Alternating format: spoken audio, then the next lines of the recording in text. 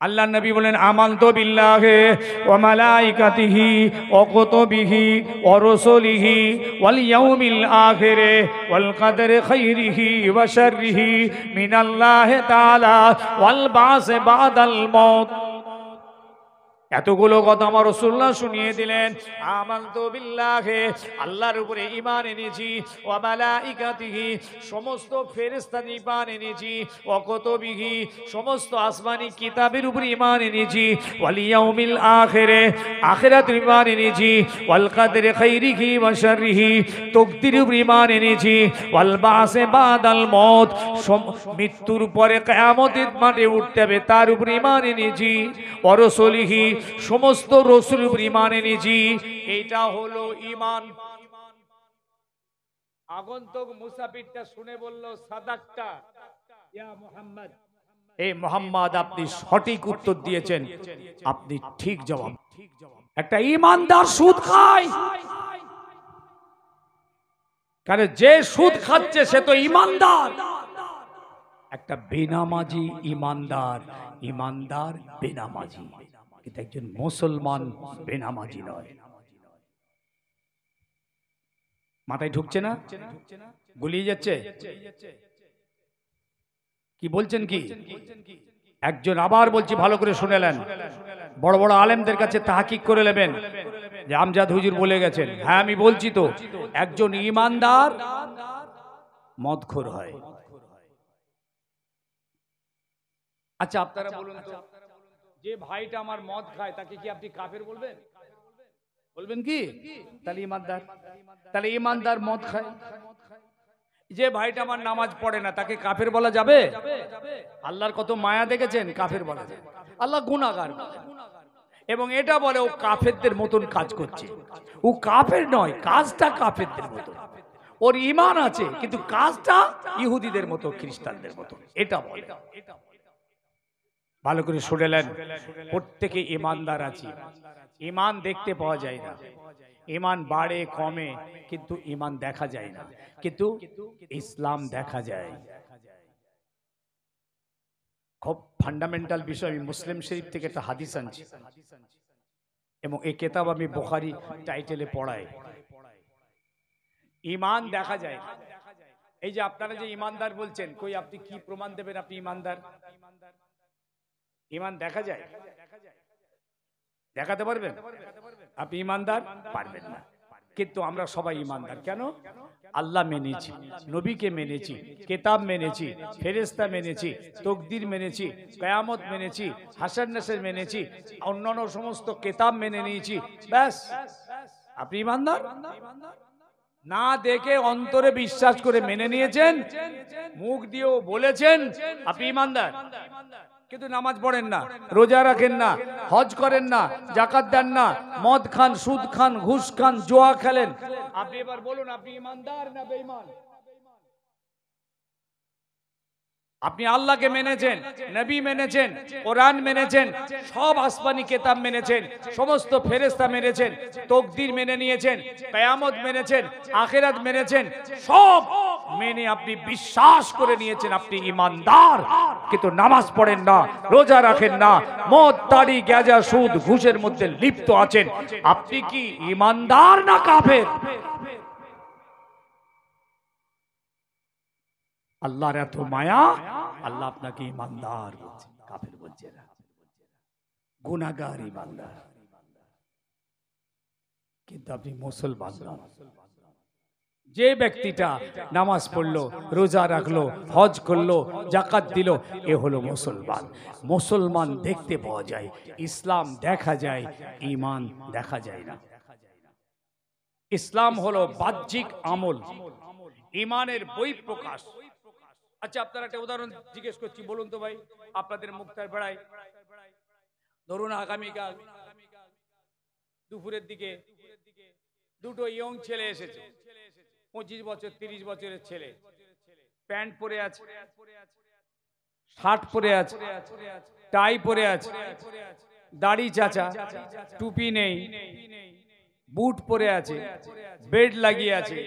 এইরকম একটা পোশাক পরে দুটো ছেলে, অচেনা অজানা, কেউ জানেন না, গ্রামের, এখানে ঘোরাঘুরি করছে। ভাই এবার আপনারা বলুন তো, তাকে দেখে আপনি কি বলবেন? লোকটা ইমানদার বলতে পারবেন? কাফের, মুসলমান, একটাও বলতে পারবেন না? কি ব্যাপারটা কি ঘটলো বলতে পারবেন কেউ? বলুন। কিচ্ছু বলা যাচ্ছে না। মাথায় টুপি থাকলে বলতাম মুসলমান, দাড়ি থাকলে যাই বলতাম, কি ঠিক কিনা? একটা পাঞ্জাবি পায়জামা থাকলে যাই বলতাম। পরে আছে তো নাস্তিকদের মতো ড্রেস, শার্ট, শুট, প্যান্ট, বুট, টাই। এরপরই দেখা যাচ্ছে লোক দুটো টুকটুক করে মসজিদে ঢুকে গেছে। আপনারা ফলো করি মসজিদে যাচ্ছে, মসজিদে গিয়ে আল্লাহু আকবার, আলহামদুলিল্লাহ রাব্বিল আলামিন। এবার কি বলবেন?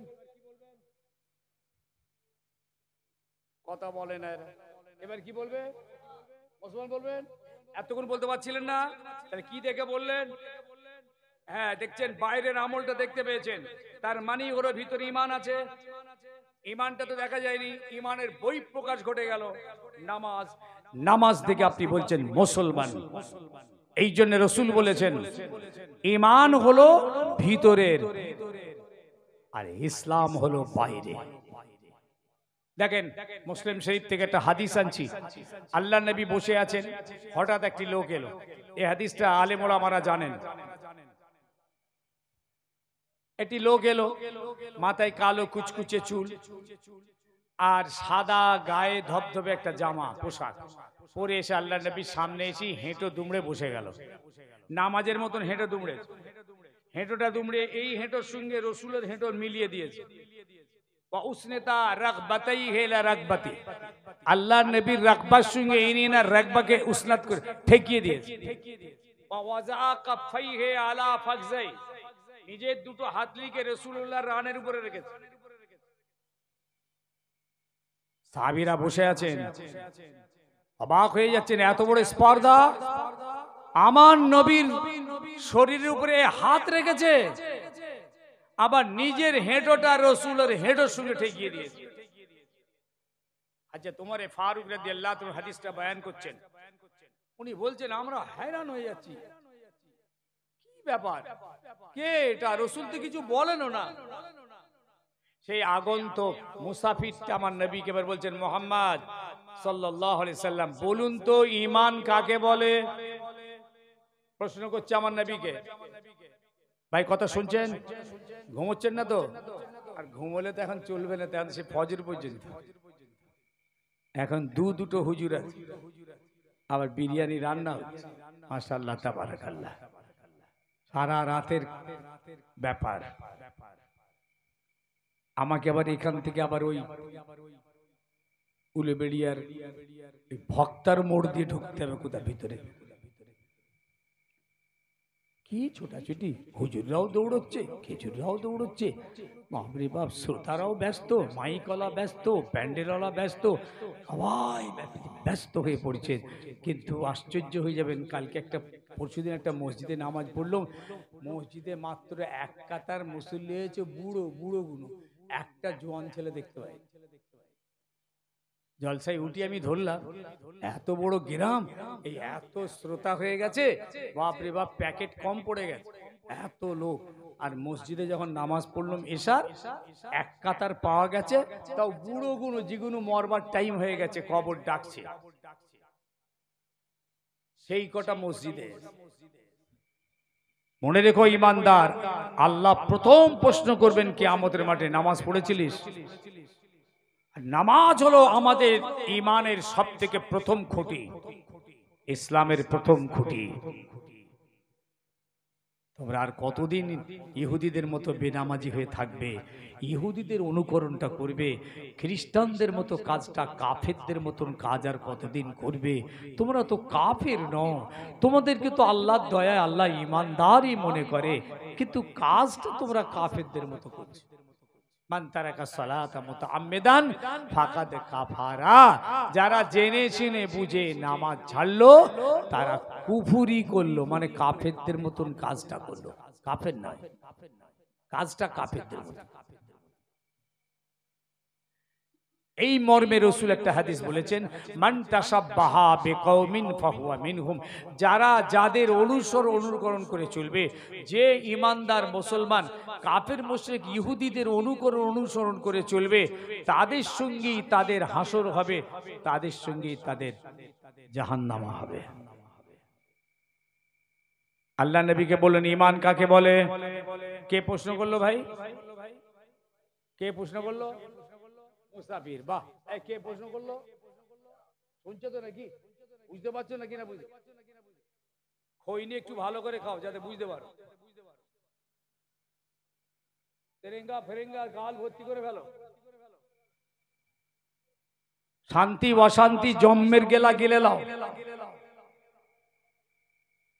অন্তত হাত জোড়ে বলছি, দ্বীনকে বোঝার চেষ্টা করো, ইসলামকে বোঝার চেষ্টা করো। দ্বীন তোমাদের আমাদের মধ্যে গুরুত্ব পাক, আমল তারপর, আগে গুরুত্ব পাক। গুরুত্বই নেই।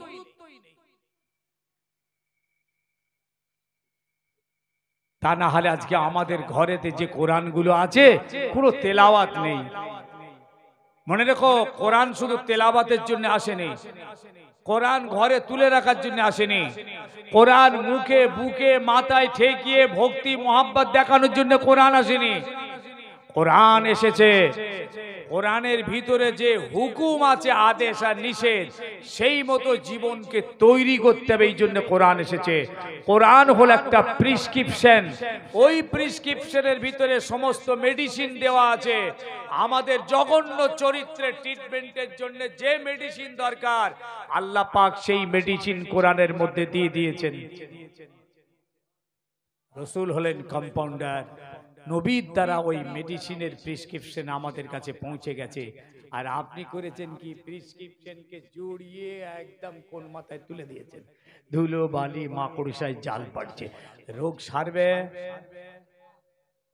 রোগ সারবে? একটা মাতালকে একটা কোরআন দেন, দেখবেন বুকে জড়িয়ে আদর করে আহা চুমু খেয়ে মাথায় কপালে ঠেকিয়ে কি ভক্তি করে নিয়ে যে, কত সুন্দর করে নিয়ে যে একটা পরিষ্কার পরিচ্ছন্ন জায়গায়, কিন্তু ওই মাতাল ভাইটা কোরআন শিবকে রাখবে, এত মহব্বত করে। এটা ওর ঈমান আছে, এটা ঈমানের একটা নমুনা। কিন্তু ও জানে না কোরআনকে অত বুকে চোখে মুখে মাথায় ঠেকিয়ে নিয়ে যাচ্ছে আদর করে না, কিন্তু কোরআন একটা আওয়াজ চিৎকার করে ওকে বলছে, ওরে ভাই বাবা শোন, তুই আমাকে এত মহব্বত করিস, আমাকে এত বুকে জড়িয়ে ধরছিস, আমাকে চুমা খাচ্ছিস, কিন্তু তুই আমার ওপরের বডিকে মহব্বত তো করছিস, আমার গেলাপকে মহব্বত করছিস, আমার দেহটাকে মহব্বত করছিস, কিন্তু আমার ভিতরে আমার আল্লাহর যে হুকুম আছে, মদ খেও না, মদ খেও না, মদ খেও না, এটাকে তুমি কিন্তু মহব্বত করো না, এটাকে তুমি সম্মান দাও না, এটাকে তুমি গুরুত্ব দাও না। তুমি আমার বডিকে ধরে জড়িয়ে ধরেছো, এতে তুমি কিন্তু নাজাত পাবে না। মহাব্বত যদি কোরআনকে বুকে জড়িয়ে ধরি, সেই মহাব্বতের বহিঃপ্রকাশটাও ঘটাতে হবে। নামাজের ভিতর দিয়ে, রোজার ভিতর দিয়ে, হারাম গুলোকে ছেড়ে দেওয়ার ভিতর দিয়ে আমাদেরকে সেই কোরআনের মহাব্বতের বহিঃপ্রকাশ ডকুমেন্টস আপনাকে নিয়ে আসতে হবে। আল্লাহ নবী এবার সেই আগন্তুকের জবাব দিচ্ছেন। আগন্তুক বলল, ঈমান কাকে বলে? আল্লাহ নবী বলেন, আমানতু বিল্লাহি ওয়া মালাইকাতিহি ওয়া কুতুবিহি ওয়া রুসুলিহি ওয়াল ইয়াউমিল আখির ওয়াল কদরি খাইরিহি ওয়া শাররিহি মিনাল্লাহি তাআলা ওয়াল বাস বাদাল মাউত। এতগুলো কথা আমার রাসূলুল্লাহ শুনিয়ে দিলেন।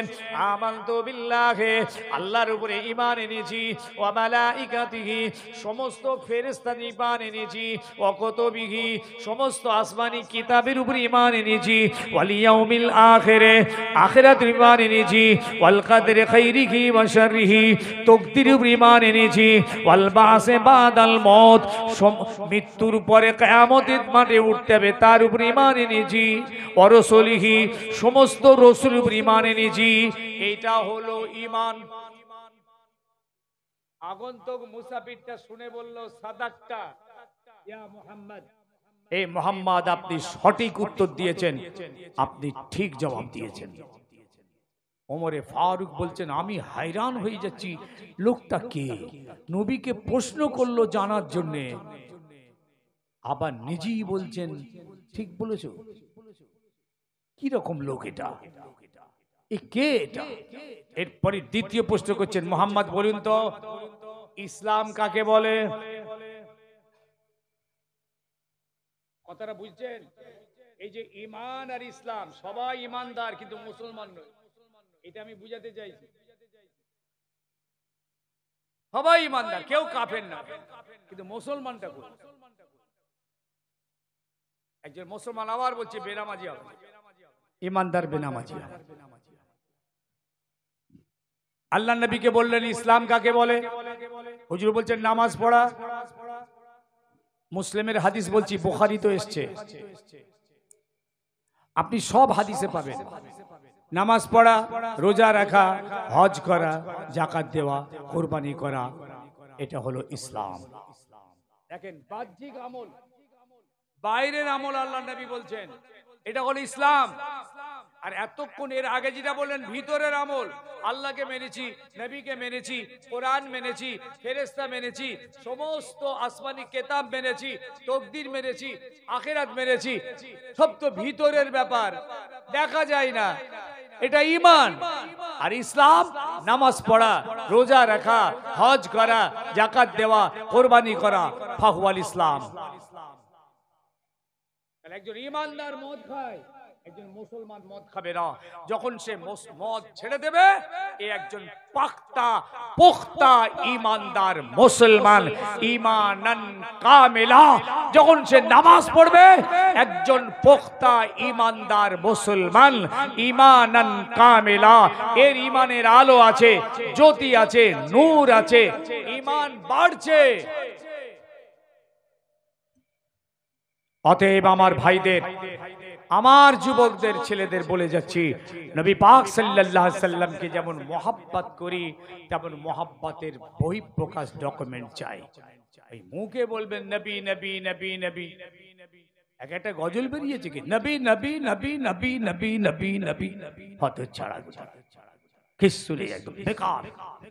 তোদের মুখে সাজে নাই সব।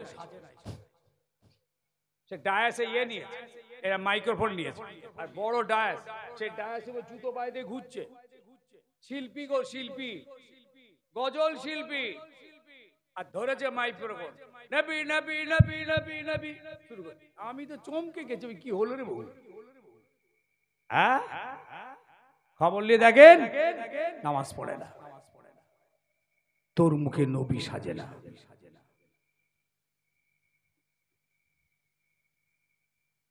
তাই বাড়াবো না, আর সংক্ষেপের দিকে যাচ্ছি। একটা খালি বুখারী থেকে একটা ছোট্ট হাদিস আনছি আপনাদের, শুনবেন তো নাকি?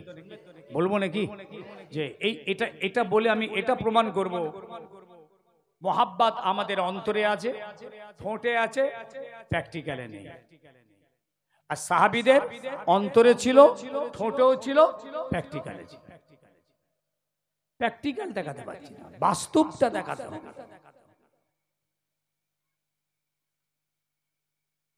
আল্লাহ নবীকে আসমান থেকে হুকুম হলো, নবী আবু জেহেল তোমাকে মারার জন্য মদিনা উড়িয়ে দেবে, কোরআন মিটিয়ে দেবে, 1000 সৈন্য নিয়ে অস্ত্রে শস্ত্রে সুসজ্জিত হয়ে মক্কা থেকে মদিনার দিকে রওনা হয়েছে, বদর প্রান্তরে খিমা ফেলছে।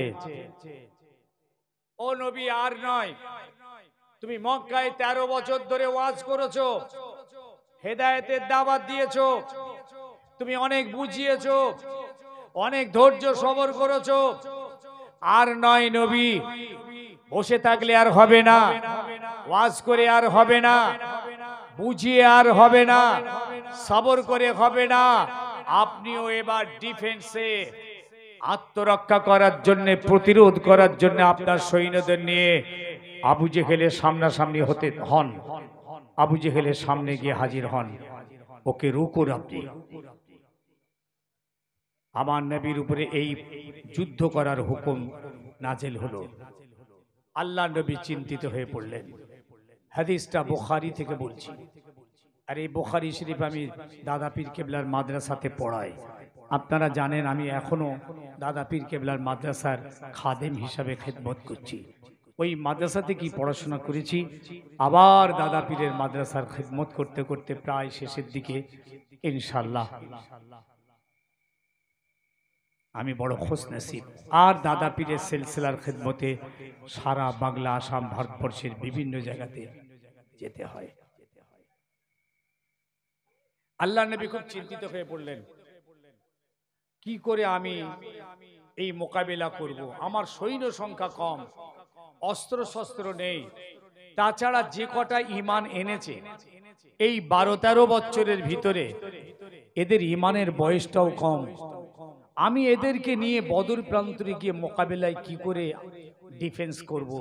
আমার নবী এই চিন্তায় আর একটা চিন্তা নবীকে হলো, এদেরকে যদি বলি চলো ইসলামের জন্য, দ্বীনের জন্য, আল্লাহর হুকুম, আবু জেহেলের বিরুদ্ধে দাঁড়াতে হবে, তা এরা কি ময়দানে যাবে না পালিয়ে যাবে? এরা কি মোকাবেলা করবে না পিছু হটবে? এই চিন্তায় আমার নবীর মুখমণ্ডলে, চেহারা মুবারকে কোনো হাসি দেখতে পাওয়া যাচ্ছিল না। নবী গভীর চিন্তিত, কিভাবে কি হবে এটা। আবু জেহেল বেরিয়ে গেছেন, বদরে পৌঁছে গেছে 1000 সৈন্য। আল্লাহ নবী সাহাবীদের ডাকলেন, ডেকে পরামর্শ সভা করলেন, মতামত চাইলেন, তোমরা কি বলছো বলো। আল্লাহর হুকুম হয়ে গেছে, বদর প্রান্তরে গিয়ে আবু জেহেলকে ডিফেন্স করতে হবে। মদিনা উড়িয়ে দেবে, কোরআন মিটিয়ে দেবে, নবী মিটিয়ে দেবে, ইসলাম মিটিয়ে দেবে। উঠে পড়ে লেগেছে। 13 বছর ধরে মক্কায় যন্ত্রণা জ্বালা দিল। পাগল, জাদুকর, মৃত্যু, ভণ্ড, কাজ্জাব, ঢিলা, পাথর, থুতু ইত্যাদি দিয়ে আমার নবীর উপরে অত্যাচার করেছে। আমার নবীকে মার্ডার করতে গিয়েছিল। এখন আবার মদিনায় এসেছে, এখানেও নবীকে মারবার জন্য প্ল্যান। আবু জেহেল বলেছিল তো, যখন আমার নবী হিজরত করে চলে গেলেন, বললেন লা ইউখরিজান্নাল আ'আজ্জু মিনহাল আজাল্লা ওয়ালিল্লাহিল ইজ্জাতু ওয়া লিরাসূলিহি ওয়ালাকিন্নাল মুনাফিকিনা লা ইয়াফকাহুন। আবু জেহেল হুঙ্কার দিয়ে বলেছিল, মক্কা থেকে তাড়িয়ে দিয়েছি মুহাম্মদকে, মদিনা থেকেও তাড়িয়ে দেবো। আমরা হচ্ছে ইজ্জতওয়ালা, মুহাম্মদ হচ্ছে জিল্লাতওয়ালা। এই কথার জবাবে আল্লাহ আয়াত পেশ করে বললেন, হে নবী, আপনি এর কথায় দুঃখ নেবেন না। ওয়ালিল্লাহিল ইজ্জাতু ওয়া লিরাসূলিহি, ইজ্জত হলো আল্লাহ, আল্লাহর রাসূলের জন্য। ওয়ালাকিন্নাল মুনাফিকিনা লা ইয়াফকাহুন, ওরা মুনাফিক, ওরা জানে না ইজ্জতের মালিক হচ্ছে আমি আল্লাহ। আবু জেহেলের হুঙ্কার, মুহাম্মদ জিল্লাতওয়ালা, আমরা হচ্ছে ইজ্জতওয়ালা। মুহাম্মদ হচ্ছে জলিল, আমরা হচ্ছি শরীফ। বাপ রে বাপ। আল্লাহ নবী সাহাবীদের যখন জিজ্ঞেস করলেন, বাবারা কি বলছো বলো, ময়দানে যেতে হবে বাবা, জীবনটা চলে যেতে পারে, শহীদ হয়ে যেতে পারো। আল্লাহ নবীকে সাহাবীরা জবাব দিয়েছিলেন, ইয়া রাসূলুল্লাহ, আমরা তো সব হারা হয়ে গেছি, ঘর হারা, বাপ হারা, ভিটে হারা, মা হারা, ছেলে হারা, বিবি হারা, সর্বহারা হয়ে মক্কা থেকে মদিনায় চলে এসেছি। আপনাকে পেতে গিয়ে সব হারা হয়ে গেছি। ইয়া রাসূলুল্লাহ, আপনাকে পেতে গিয়ে আমরা মার খেয়েছি, চাবুক খেয়েছি, হাতে পায়ে দড়ি পড়েছি, উত্তপ্ত বালির উপরে শুয়েছি, আমরা আগুনের ছ্যাঁকা খেয়েছি। ইয়া রাসূলুল্লাহ, আপনাকে পেয়ে আমরা সব ভুলে গেছি।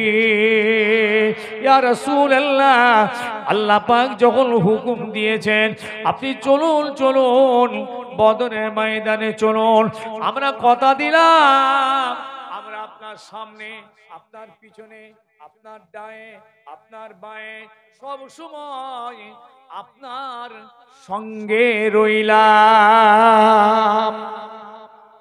জোরে হলো নি?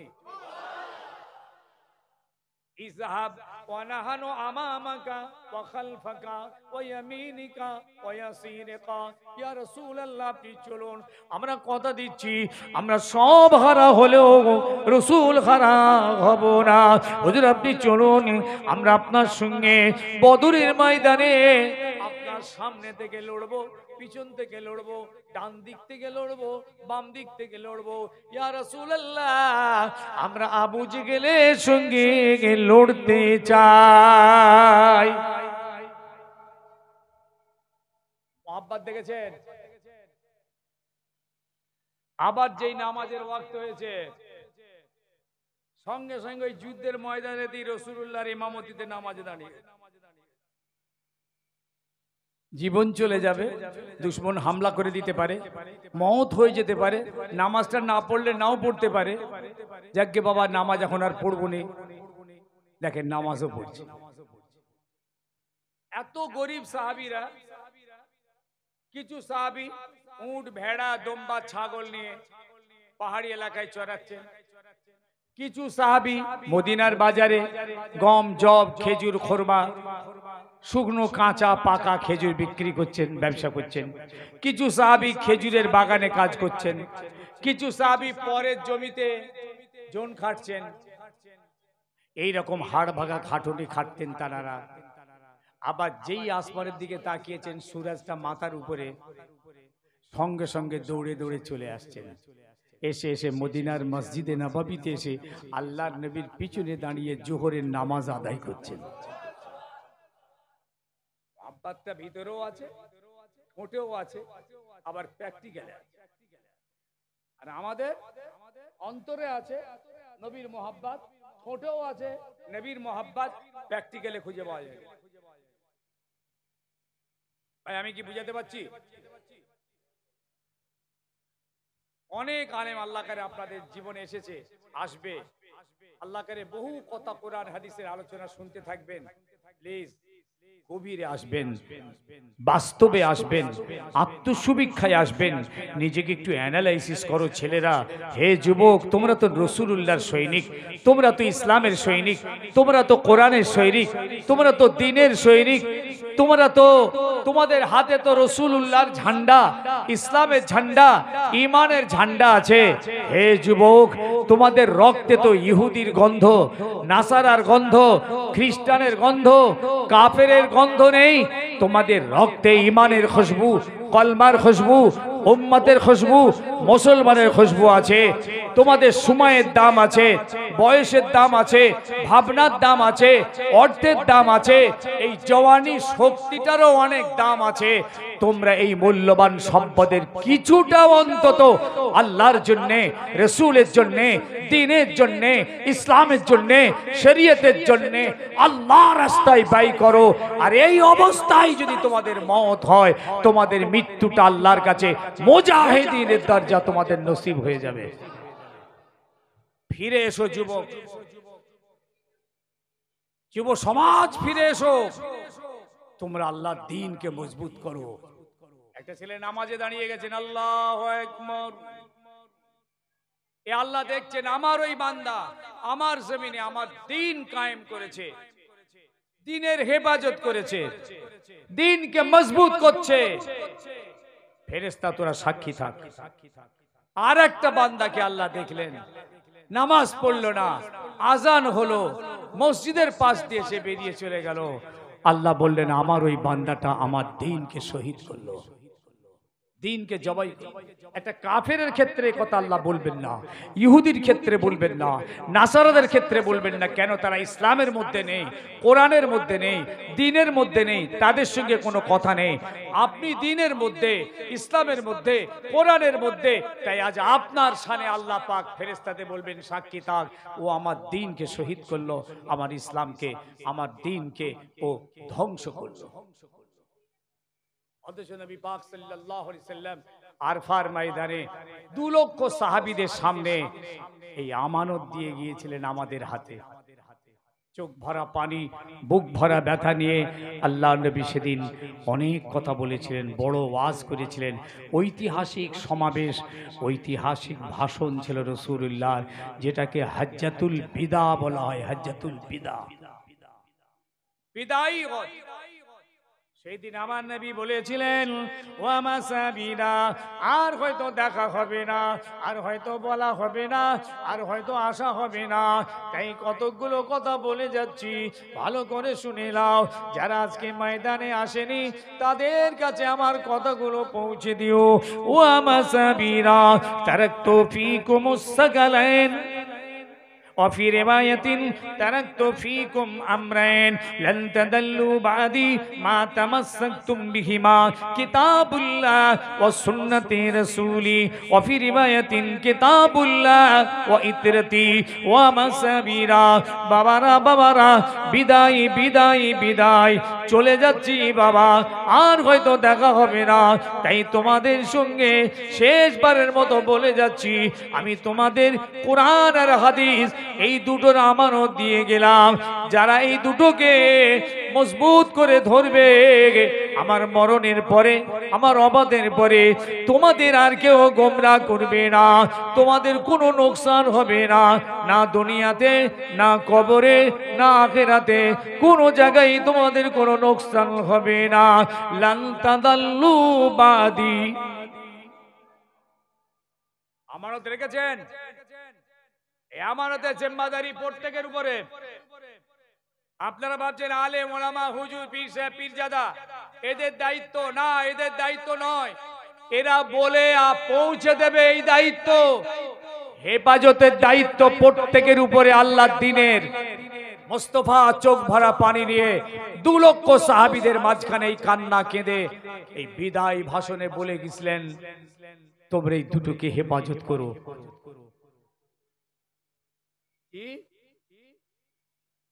নবী পাক সাল্লাল্লাহু আলাইহি ওয়াসাল্লাম সাহাবীদের এই কথাটা যখন শুনলেন, আপনার সামনে পিছনে ডায়ে বাঁয়ে আমরা আছি হুজুর, আপনি কোনো চিন্তা করবেন না, আপনি ময়দানে চলুন। আল্লাহর নবী তখনও পর্যন্ত কি পুরোপুরি বিশ্বাস করতে পারছেন এই সাহাবীরা যদি পালিয়ে যায়, ময়দানের কাছাকাছি গিয়ে যদি পালায়? হ্যাঁ, কেন এরা তো এমনি বাপ মা ঘর ছেলে বিবি সব মক্কা ছেড়ে চলে এসেছে, আবার মারও খেয়েছে। আবার আমি এদেরকে ময়দানে গিয়ে জীবন দিতে বলছি, এরা কি ময়দান পর্যন্ত যাবে না পালাবে? রাসূল তখনও পর্যন্ত কনফিউশন। ঠিক সেই মুহূর্তে এক সাহাবী আল্লাহর নবীকে একটা কথা বলে দিলেন, কোরআনের একটি আয়াত, ইয়া রাসূলুল্লাহ ইয়া হাবিবাল্লাহ, আপনি চিন্তা করবেন না, আমরা তো মুসা নবীর উম্মতের মতন নই। কেননা মুসা নবী একদিন তার উম্মতকে নিয়ে একটা যুদ্ধের ময়দানে গিয়েছিল। যুদ্ধের ময়দানে প্রবেশ করার আগে মুসা নবীকে তার উম্মতেরা বলেছিল, এই মুসা, এই যুদ্ধ আমরা করব না, এই ময়দানে আমরা যাব না, তুই আর তোর খোদা দুজনে লড়াই করে গিয়ে যা, আমরা এখানে বসে রইলাম। মুসা নবীকে তার কম বলেছে। কত বড় বেহুদা দেখেছেন, কত বড় গাদ্দার। মুসা ইসলাম তাদেরকে বুঝিয়ে সুঝিয়ে নিয়ে গেছেন, আর ময়দানে ঢুকবার আগে দাঁড়িয়ে গেছে, বলছে ইজহাব আনতা ওয়া রাব্বুকা ফাকাতালা ইন্না হুনা কাইদুন। এই মুসা, তুই তোর খোদা দুজনে লড়াই করিয়ে যা, আমরা এখানে বসে রইলুম। এই কথাটা আমার এক নবী সাহাবী আমার নবীর কাছে তুলে ধরেছে। এটা কোরআনেরই কথা, এটা আল্লাহ আমার নবীকেই জানিয়েছিলেন। সেই কথাটা আমার সাহাবী তুলে বললেন, ইয়া রাসূলুল্লাহ, আমরা মুসা নবীর উম্মতের মতন নই, এমন কথা আপনাকে বলবো না, বরং আমরা আপনাকে বলছি ইজহাব ওয়া নাহানু মাআকা। ইয়া রাসূলুল্লাহ, আপনি চলুন চলুন, আমরা সবাই আপনার সঙ্গে রইলাম। আরেকটু জোরে হবে না? আরেকটু জোরে হবে না? বুখারী শরীফের হাদিস পাকের ভিতরে এসেছে, এই কথা যখন সাহাবী বলেছেন ও আসফারা ওয়াজহাহু ওয়া সাররাহু, আল্লাহর নবীর এই মুবারক চেহারাটা হাসিতে ঝলঝল করে উঠেছে। আল্লাহর নবীর নূরানি মুখটা, এতদিন কোনো হাসি ছিল না, এই সময়টাতে নবী পাকের চেহারা হাসিতে ভরপুর হয়ে গেছে। রাসূলুল্লাহ হেসে ফেলেছেন, খুশিতে আনন্দে হেসে ফেলেছেন। আল্লাহু আকবার। যে হ্যাঁ, আমার সাহাবীদের ঈমান মজবুত আছে, এরা পালিয়ে যাবে না, এরা ময়দানে যাবে ইসলামের জন্য, দ্বীনের জন্য, শরীয়তের জন্য, এরা জীবন কুরবান করবে, রাসূলের সঙ্গেই এরা থাকবে। জোরে বলুন সুবহানাল্লাহ, আরো জোরে সুবহানাল্লাহ। নারে তাকবীর, নারে তাকবীর। সিলসিলায়ে হক ফুরফুরা শরীফ, সিলসিলায়ে হক ফুরফুরা শরীফ, বখার ইসালে সাহাব, বিশ্ব নবী দিবস, বিশ্ব নবী দিবস। নারে তাকবীর। মাশাআল্লাহ। আমার স্নেহের বাবাজি সওবাদ সিদ্দিকী পীরজাদা তাশরীফ এনেছেন। বসে যান আপনারা, বসেন বসেন, সব বসে যান, বসেন। আওয়াজ হবে, তারপরে হযরত বাকিবুল্লাহ সাহেব ওয়াজ করবেন। আপনারা আমার কথা, গুনাহগারের কথা মনে রেখে একটু শেষ দোয়া আপনারা সকলে আমার জন্য রাখবেন। দুটো দোয়া করবেন, সেহাতে কুল্লি, খাতেমা বিল খায়ের। দুটো দোয়া আমি চেয়ে গেলাম। আল্লাহ পাক আবার কখনো মৌকা দিলে ইনশাআল্লাহ আসবো। ওয়া আখিরু দাওয়ানা আনিল হামদুলিল্লাহি।